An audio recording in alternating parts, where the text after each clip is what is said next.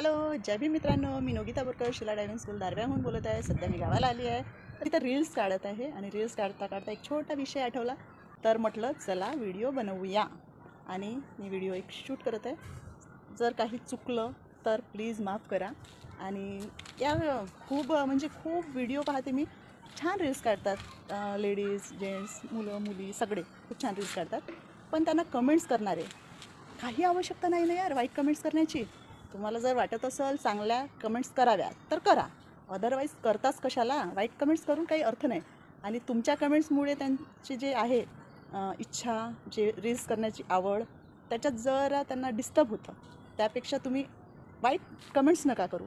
हां, जर चांगल्या कमेंट्स करायच्या करा ना, भरभरून छान कमेंट्स करा. तसाच एक विषय माझ्यासोबत पण झालेला आहे. काय माहीत मी कुठं काय असे वाईट गाणे वगैरे बोलते की काय. हां, जसं जमते तसं मी व्हिडिओ करत असते, रील्स करत असते शूट. आणि मला सपोर्ट वगैरे कोणीच नाही की काही सांगायला की अशी कर तशी कर. मी माझ्या पद्धतीने करत असते. तर तसे वाईट कमेंट्स नाही आहेत त्या माझ्या माझ्या म्हणजे मला जे व्हिडिओला कमेंट्स आल्या आहे. पण जसे बाबासाहेबांच्या गाण्यावर मी रील्स करते. तर एक भाऊ आहेत, असं मला नाव नाही घ्यायचं आहे कोणाचं.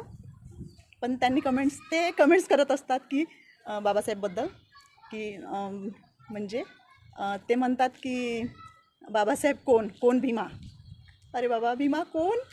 ते नेहमी म्हणतात भीमा कोण, कुठं आहेत, किंवा ते 10वीत एवढेच पर्सेंटेज होते तर ते संविधानाचे जनक कसे वगैरे वगैरे, त्यांना असं म्हणणं आहे बहुतेक. आणि या वयात त्यांनी लग्न केलं, हे केलं ते केलं, त्यांच्या 32 डिग्र्या, त्याचे प्रूफ काय आहेत. तर मित्रांनो, आणि मी त्यांना वाईट कधीच रिप्लाय नाही केला. असो, मला ते खूप बरं वाटलं की त्यांना अभ्यास आहे. म्हणजे त्यांना हे माहिती आहे की बाबासाहेबांना किती पर्सेंटेज आले 10वीत. ओके, ते माहीत आहे, त्याचा अभ्यास त्यांनी केला आहे. त्यांनी वयाच्या कितव्या वर्षी लग्न केलं त्यांना ते माहीत आहे, म्हणजे त्याचा अभ्यास त्यांनी केला आहे.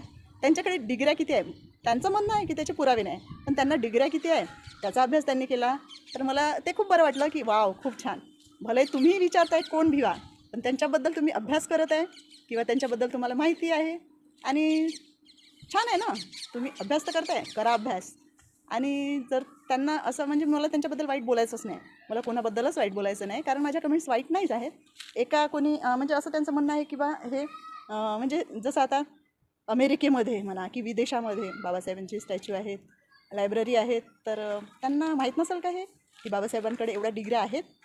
शायद ते माझे जे भाऊ आहेत जे मला कमेंट्स करतात, तर शायद त्यांनी तो अभ्यास नाही केला की जगभरात, अख्ख्या जगात बाबासाहेबांचे पुतळे आहेत.